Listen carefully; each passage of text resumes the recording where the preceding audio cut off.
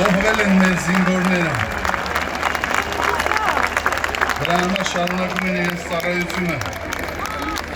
Ամառը շոգին, ձմռանը ցրտին,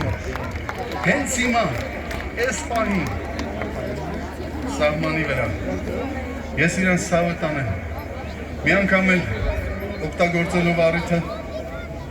ուզում եմ անկեղծորեն ցավակցել մեր զոհված զինվորների, ընտանիքների, հարազատներին, բարեկամներին։ Սակայն չեմ ուզում խոնարհվել այս տեսակ ճակատագրի առաջ, ուզում եմ, որ մենք շտկենք ազգովի մեր մեջքը, որովհետև մենք փառք Աստծո ունենք զինվորներ, հերոս զինվորներ, ցանկացած հրամանատար ուրախ պիտի լինի, որ ունի այսպիսի նվիրված զինվորներ, ինչպիսին հայ զինվորն է։ Ես ձեր ցավը տանեմ, իմ հայ զինվոր եղբայրներ, զոհված կամ ողջ,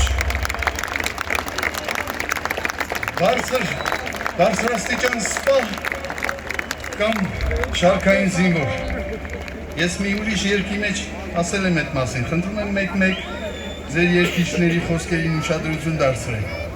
Եթե այսպիսին էր երկը, շարքային ես, թե